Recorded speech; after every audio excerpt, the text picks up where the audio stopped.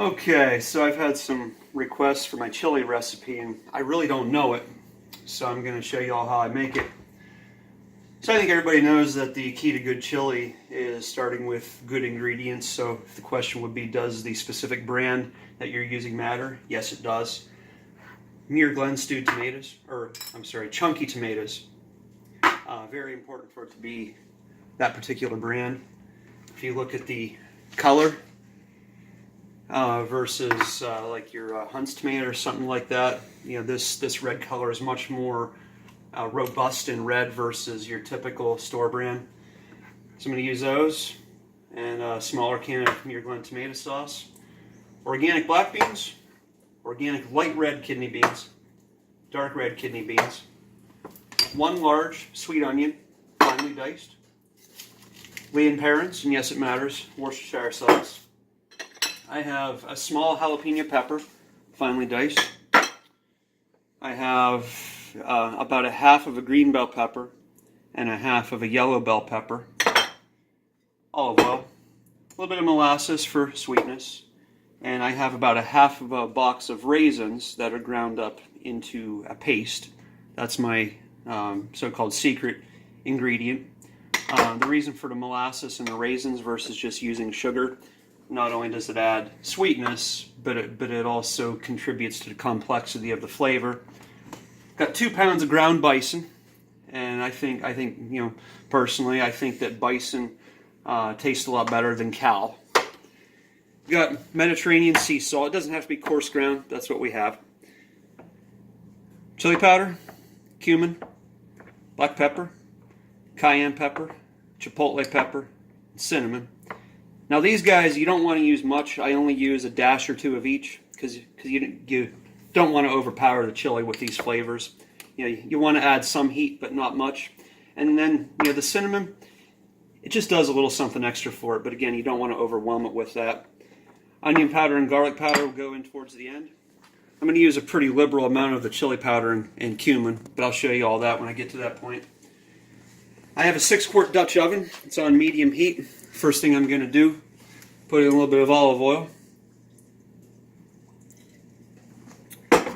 And then I'm going to crank the heat up, put in the onion. And right away I'm going to add some salt because we want to start sweating these onions. We want the flavor of the onion, but we really don't want the texture of the onion. How much salt? I don't know, probably 10 or 20 dashes of salt there. Give it a good stir. And put the lid on, and we'll come back to it here in a little bit. Okay, about 10 minutes have passed. Take a look at the onions here. The volume of that onion is significantly down. We have a little bit of a font developed from the onions, but we don't want to blacken them either. We don't want to burn them. The lid has been off for probably about the past 3 or 4 minutes. I've been doing a lot of stirring. So at this point, we're going to add the jalapeno pepper. Now you might want to turn your vent on because this will burn your eyes a little bit. The reason I'm doing this now, we want a little bit of heat, and we want the flavor of the jalapeno pepper, but we don't want the raw jalapeno pepper taste. So we're going to put that in, sweat it out. Give it some good stirs here. And then I'm going to add the mixture of the half the yellow bell pepper and the green bell pepper. Go through about the same process. Don't really need to add any more salt because I already put a generous amount of salt in to sweat the onions. And we're going to be adding some more salt at a later point in the form of the Worcestershire sauce. And then the tomato sauce products that I highlighted is also a little bit salty. And then the beans, they're low sodium, but they still have some salt added to them. So we really don't need or want to add any more salt because we don't want to make our chili too salty. So I'm going to crank the heat up here to about medium-high and put the lid on slightly ajar and get back to you here in about 5-10 minutes. Okay, it's been about 5 to 7 minutes here. I've been doing some stirring. Take a look here. The volume of the peppers as well as the onions is down significantly. And the onions and the peppers have you know, a little bit of a brown font to them. So at this point, what I'm going to do, I'm going to turn the heat down to somewhere between low and medium, and then I'm going to start adding the seasonings. And the reason I'm doing this now is we want to do what's called blooming the seasoning. So, you know, we don't want that taste of the raw seasoning as part of the final product, but we want the flavor that it will yield. So I'm going to add, so this is a 2.89 ounce container. There's a little bit that's been used out of here. I'm going to use the equivalent to probably about half of this container. And I'm just going to, you know, I have the lid off. I'm just going to dump it in here. It's kind of hard to put too much chili powder. I mean, you know, you can get to a point where you'll overwhelm it with chili powder, but with a large pot like this, nothing to worry about. As long as you stay around about the halfway point, you're in good shape. Give that a little stir. I'm going to turn the heat down even lower because we want to bloom this seasoning, but we don't want to burn it. And if it seems like things are starting to get a little bit too dry, which they are getting a little dry, I'm going to use a little bit of Worcestershire sauce to reconstitute this. There you hear it sizzle, and it tells you how hot and dry this mixture is.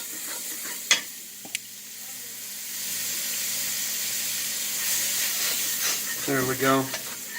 And so you want the seasoning to essentially turn into a paste, which it is. And see, this Worcestershire sauce has a twofold purpose. It's being used to stop the seasoning from burning, and of course it's going to add flavor. And you know, since we're using a pretty fair amount of this stuff, it's important for it to be a good quality Worcestershire. And when it comes to that, you know, there's nothing as good as Lee and Perrins. I'm going to use some cumin.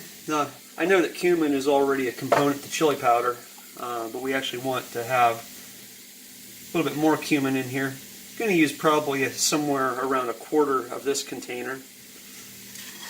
Go through the same process. Stir that in. And I'm going to keep this stuff out because any good chef, well, I can't classify myself as a chef, but any good cook will taste their product before they share it with somebody else to make sure it's good. So if it's not seasoned well enough, then you know, I might add a little bit more at the end.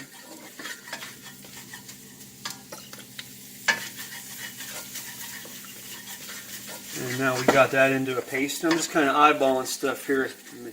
Did I use enough chili powder? I think I'm going to use a little bit more. Just through trial and error, I kind of know about how much to use just by eyeballing it.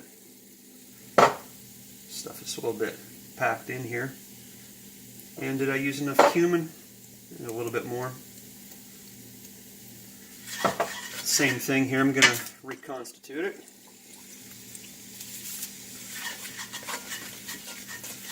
There, we got ourselves a nice paste here from the onion and pepper font, as well as the seasoning. And now, I'm going to add a little bit of black pepper, probably just about 6 or 7 dashes. You definitely don't want to overwhelm your chili with black pepper. That would take all the fun out of it. But you do want some. The cayenne pepper. This stuff is terribly hot. I'm only going to add about 2.5 dashes. I promise that's enough. It would ruin your chili if you use too much of this.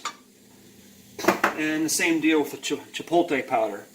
This stuff is insanely hot, and it tastes awful by itself. It has a smoky flavor, which is good when it's used right. I'm just going to use one big dash. No, that didn't come out the way I hoped, so I'm going to little tap there. That's it. That's all you need of that. And then I have some cinnamon here. One nice big dash of that. That's it.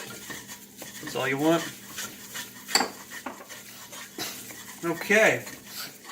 And now I'm to the point where I'm going to add my raisin paste.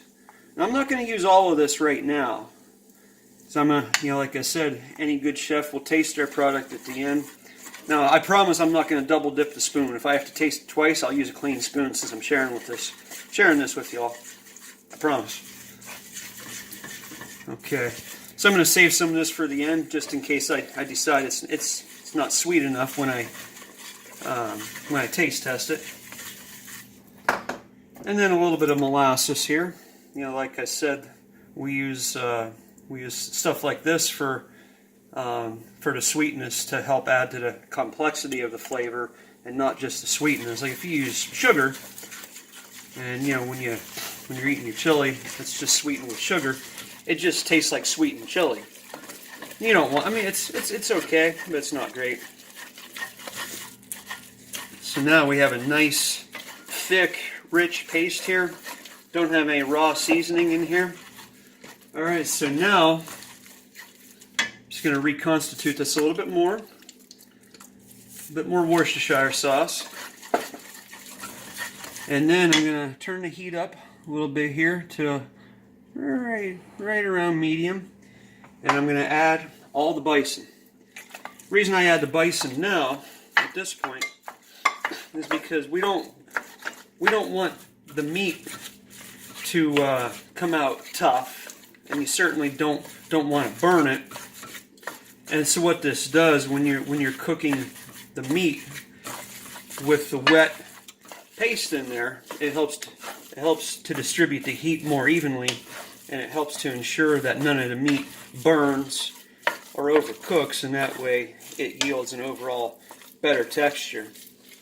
So this is a pretty rate limiting step here. This part's going to take a little while. So what I'm going to do, I'm going to put the lid on, and I'm not going to have it ajar.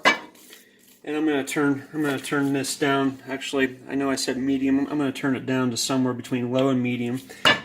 Put the lid on, and I'm going to recheck here in about 10 minutes. Okay. Okay, so if you take a look now, we have our nice finely ground bison.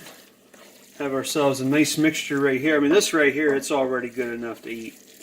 You know, we got our mixture of meat and our onions and peppers and spices, and it smells delicious. I'm pretty hungry right now. I could actually eat this whole thing, but I'm not.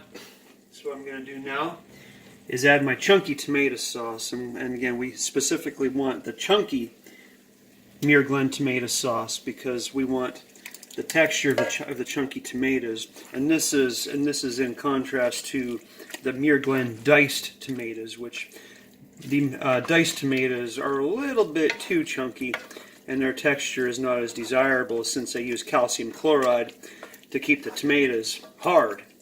We actually don't want that. We just want a little bit of tomato texture. So if you look down in here, you can see there's some fine chunks of really tender tomato in here. And so the reason I do the can of sauce is just in case the tomato is not enough to sufficiently reconstitute. And this is still pretty thick, so I'm just going to go ahead and add this whole can here. Stir it in.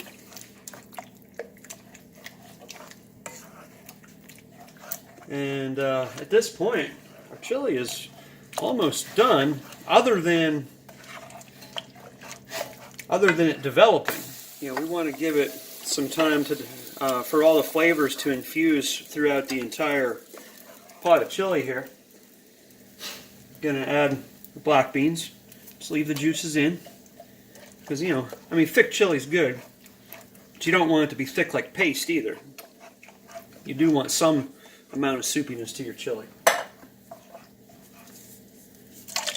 And there's no specific order to adding the beans. It's purely arbitrary, incidental, just the way I had them arranged.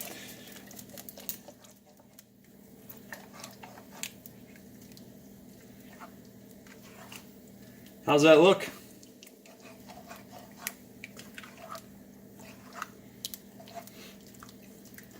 And so what I'm going to do, I'm going to let this simmer on low heat, probably about a half hour to an hour.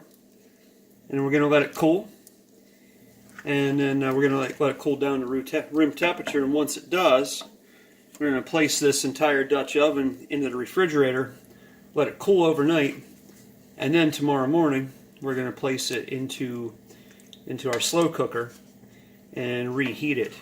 And what that does, you know, so not only is that necessary for us to do since we're going to be taking this to school tomorrow. But that's something that you want to do anyway when you're making chili, ideally if you have the time, because it really gives the flavors a chance to develop. And everybody knows that reheated chili is better the next day. So that's about it. I'm just going to give it a quick taste here.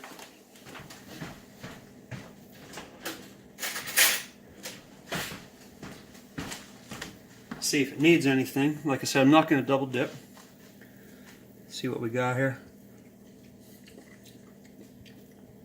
Okay, a little bland, I think. So, no, like I said earlier, we normally don't want like the raw chili powder flavor, but I'm not going to add much. You know, that's why I put most of the chili powder in at the beginning. And you know, if I just put in a little bit here at the end, we're not going to have that raw chili powder taste. But I just thought it needed a little bit more. And it actually does need some more salt and a little bit more sweetness. So I'm going to do a little bit more Worcestershire here. And I'm going to add a little bit more of my coarse ground sea salt. Like I said, it doesn't have to be coarse ground. That's just what we happen to have. But the sea salt is way tastier than your typical table salt. It has a more complex flavor to it. And most of your table salt, they add silicone dioxide to it to make it free-flowing. And silicone dioxide is actually sand. And I don't know, me personally, I just don't want sand in my chili. And just kind of eyeballing it. I don't think I put quite enough salt in, so I'm going to do another little layer there. Get that stirred in. And I said it needed a little bit more sweetness. I'm going to add just a little bit more molasses here. Some nice strands. Sorry, I had to turn around and sneeze, and I promise I sneezed away from the chili, and I used my arm to cover my mouth. But when I was putting that dash of chili powder in, some of it flew up into my face. So a little bit of a side effect of making chili. So get that stuff stirred in. And you know, this can be a little bit of a process here, doing a final seasoning. But that's okay. It's better to add not enough, because you can always fix that. If you add too much, well, you're in trouble there. I almost forgot. I like to do a little bit of onion powder, put a nice layer of that on top. Now, you might ask, why am I doing onion powder when I already added onion? It just works. I'm not sure what type of onion they use in this onion powder, but it has a nice sweet flavor to it. But I don't think it's a Vidalia onion either. It's just good. A little bit of garlic, but you don't want to go too heavy on the garlic either. But it's nice to have a little bit of garlic flavor. But you don't want to necessarily take a bite of chili and say, "Oh yeah, that tastes garlicky." Nobody wants that, I don't think.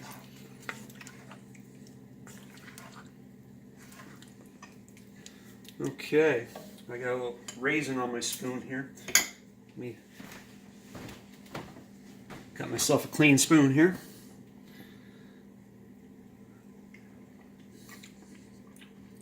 I think that's a ticket. That's it. It tastes good at this point. Not great. The reason I say that, it needs to simmer, give a chance for the flavors to develop and infuse. And that's about it. Hope you enjoy.